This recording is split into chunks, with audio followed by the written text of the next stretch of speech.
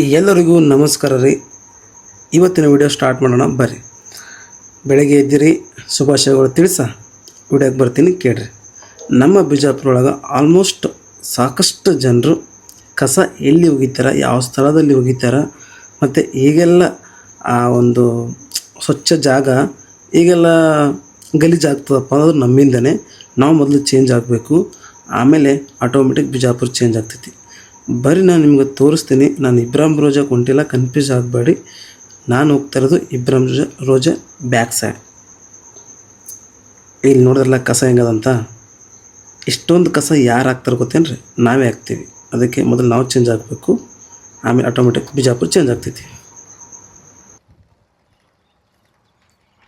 ಇಲ್ಲಿ ನೋಡ್ರಿ, bottle, carry ಬ್ಯಾಗ ಭಾಳ ಕಸ ಬಿದ್ದೈತಿ. ಮತ್ತು ಇನ್ನೊಂದು ಹೇಳ್ತೀನಿ, ದೇವ್ರುಗಳು ವಸ್ತುಗಳು ಇರ್ತಾವಲ್ಲ, ಫೋಟೋಸು, ತೆಂಗಿನಕಾಯಿ, ಅದನ್ನು ಕೂಡ ಚರಂಡೆ ಒಗಿತಾರೆ ಏನ್ರಿ. ದಯವಿಟ್ಟು ನಿಮ್ಮ ಕೈ ಮುಗಿದು ಕೇಳ್ಕೊತೀನಿ ನಾನು, ಆ ತೆಂಗಿನಕಾಯಿ ಫೋಟೋನ ಚರಂಡ್ಯಾಗ ಒಗಿಬೇಡ್ರಿ. ಅದಕ್ಕೆ ಅದಂಥ ಒಂದು ಜಾಗ ಇರ್ತೈತಿ, ಅಲ್ಲಿ ಹೋಗಿ ಅದನ್ನು ತಲುಪಿಸ್ರಿ, ಆಯಿತಾ. ಇದು ಇಬ್ರಾಹಿಂ ರೋಜಾ ಬ್ಯಾಕ್ ಸೈಡ್ ಒಂದು ರೂಟ್ ಐತಿ. ಆ ರೂಟಲ್ಲಿ ಬಂದಂಥ ವ್ಯಕ್ತಿಗಳು ಈ ರೀತಿ ಎಲ್ಲ ಏನು ಮಾಡ್ತಾರೆ, ಕಸನ ಹಾಕ್ತಾರೆ. ದಯವಿಟ್ಟು ಹಾಕಕ್ಕೆ ಹೋಗ್ಬೇಡ್ರಿ ಅಂತ ನಾನು ಹೇಳ್ತೀನಿ ರೀ. ಕಾರಣ ಇಷ್ಟೇ, ಇದ್ರ ಬಗ್ಗೆ ವಿಡಿಯೋ ಮಾಡ್ಬೇಕಂತೇಳಿ. ಇದು ಚರಂಡಿ ಐತಿ. ಇದ್ರಾಗ ಜನರು ಏನು ಮಾಡಕತ್ತಾರಪ್ಪ ಅಂತಂದ್ರೆ, ಹೋಗೋದು ಬರೋದು ಬರ್ತಾರಲ್ಲ, ಅದರಲ್ಲಿ ಕ್ಯಾರಿ ಬ್ಯಾಗ್ ಏನು ಮಾಡ್ತಾರೆ, ಈ ಚರಂಡಿ ಒಳಗೆ ಒಗಿತಾರೆ.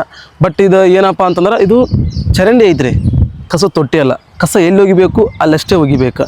ಎಲ್ಲಿ ಬೇಕೆಲ್ಲಿ ಹೋಗಿದ್ರೆ ನಮಗೆ ಎಫೆಕ್ಟ್ ಆಗ್ತೈತಿ.